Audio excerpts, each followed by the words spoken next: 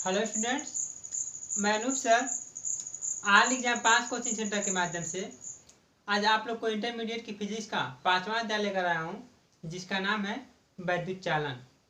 यह इंटरमीडिएट की फिजिक्स का एक बहुत ही इंपॉर्टेंट अध्याय है। इसमें यूपी बोर्ड और सीबीएसई बोर्ड के साथ साथ कंपटीशन के भी बहुत सारे क्वेश्चन पूछे जाते हैं। इसमें आज का हम लोग का टॉपिक होगा अनुगमन वेग या प्रवाह वेग, श्रांति का, माध्य मुक्त पथ, और साथ ही साथ हम लोग विद्युत धारा के बारे में जानेंगे और यह सिद्ध करेंगे कि विद्युत धारा एक अदिश राशि है। तो सबसे पहले आज का टॉपिक हम लोग का विद्युत धारा।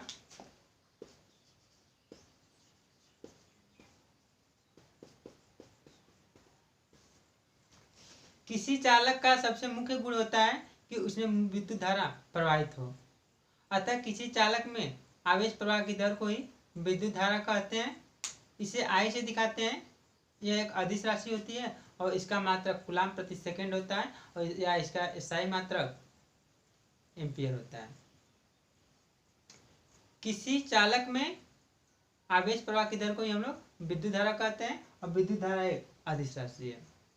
तो हम लोग सिद्ध करेंगे इसमें कि विद्युत धारा एक अदिश राशि है।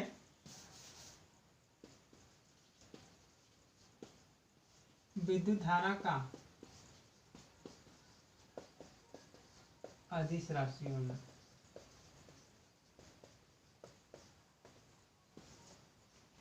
यद्यपि किसी चालक तार में विद्युत धारा को तीर के द्वारा प्रदर्शित किया जाता है, परंतु विद्युत धारा एक अदिश राशि है। तीर से यह नहीं समझना चाहिए कि यह एक सदिश राशि है, बल्कि तीर तो केवल धनावेश के चलने की दिशा को प्रदर्शित करता है कि धनावेश किस दिशा में चल रहे हैं। यदि हम किसी चालक तार को मोड़ दें या उसे गांठ बांध दें, तब भी विद्युत धारा का प्रवाह उतना ही रहता है। इसमें धारा का मान नहीं बदलता है।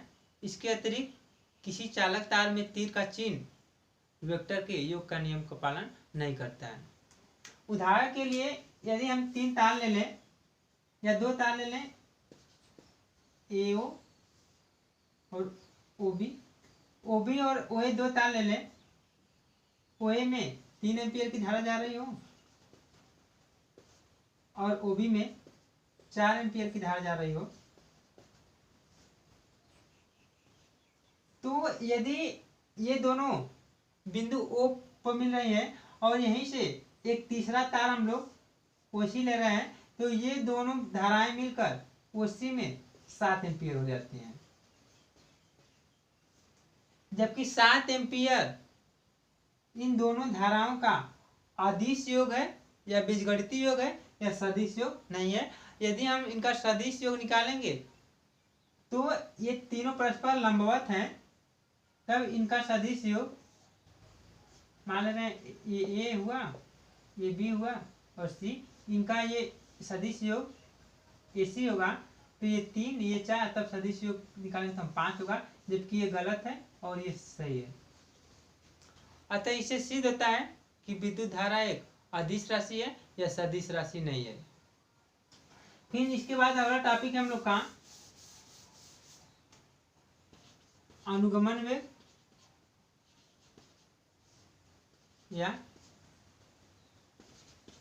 इसी को ही हम लोग अपवाह वेग भी कहते हैं।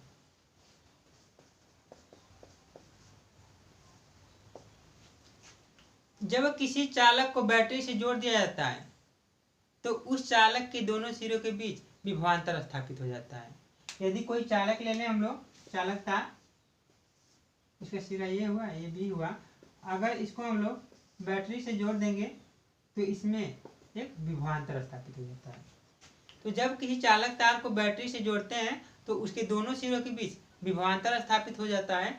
फलस्वरूप मुक्त इलेक्ट्रॉन चालक तार की लंबाई के अनुदिश उच्च विभव की ओर 10⁻⁴ मीटर प्रति सेकेंड के औसत सूक्ष्म वेग से गति करने लगते हैं। इस नियत सूक्ष्म वेग को ही अनुगमन वेग या अपवाह वेग कहते हैं। जब किसी चालक तार को बैटरी से जोड़ दिया जाता है तो उस चालक तार के दोनों सिरों के बीच विभवांतर स्थापित हो जाता है। फलस्वरूप मुक्त इलेक्ट्रॉन चालक तार की लंबाई के अनुदिश उच्च विभव की ओर 10⁻⁴ मीटर प्रति सेकेंड के औसत सूक्ष्म वेग से गति करने लगते हैं, इस नियत सूक्ष्म वेग को ही अनुगमन वेग या अपवाह वेग कहते हैं और इसे हम लोग VD से दिखाते हैं। फिर अगला टॉपिक है हम लोग का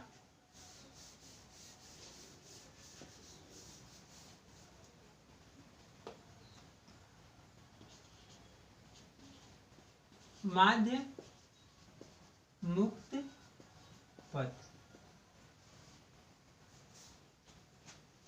जब किसी चालक तार को बैटरी से जोड़कर विभवांतर स्थापित किया जाता है तो मुक्त इलेक्ट्रॉन उस चालक में उपस्थित स्थिर आयनों से बार बार टकराते रहते हैं।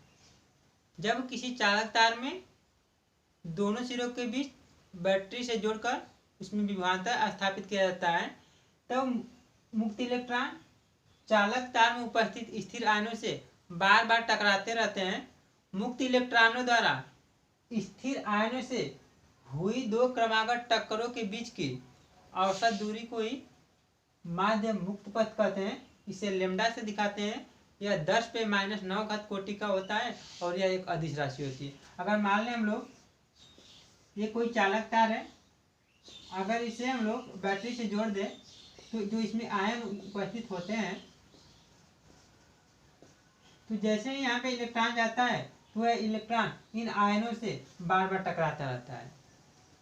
तो इस इलेक्ट्रॉन का स्थिर आयनों से हुई दो क्रमागत टक्करों के बीच के औसत दूरी को ही हम लोग माध्य मुक्त पथ कहते हैं और इसे लेमडा से दिखाते हैं।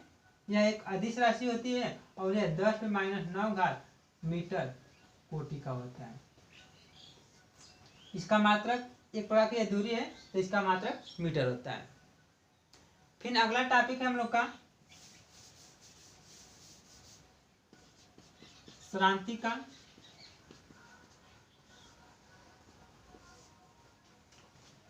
मुक्त इलेक्ट्रॉनों द्वारा स्थिर आयनों से हुई दो क्रमागत टक्करों के बीच लगे औसत समय को ही श्रांति काल कहते हैं। इसे टाउ से दिखाते हैं और यह 10⁻14 सेकेंड कोटि का होता है। मुक्त इलेक्ट्रॉनों द्वारा स्थिर आयनों से हुई दो क्रमागत टक्करों के बीच लगे समय को ही श्रांति काल कहते हैं। इसे टाउ से दिखाते हैं। इसका मात्रक सेकेंड होता है और यह 10⁻14 सेकेंड की कोटि का होता है।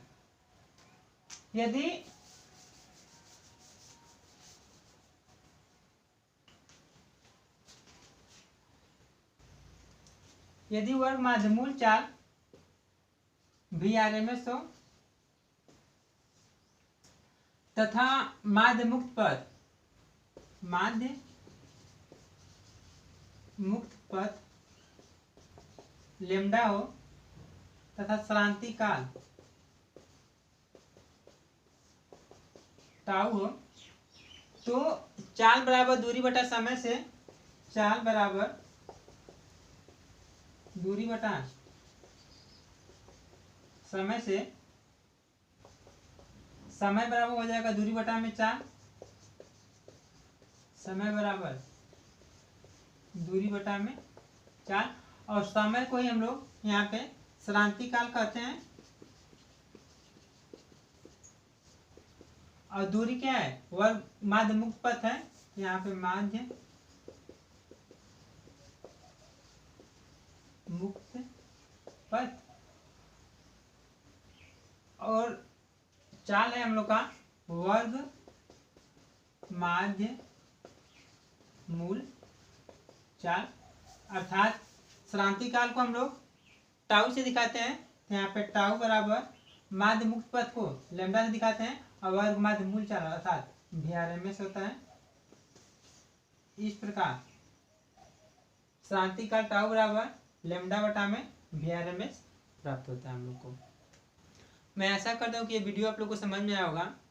यदि इसमें आप लोग को कोई भी प्रॉब्लम हुई हो तो नीचे कमेंट में जरूर लिखें। धन्यवाद।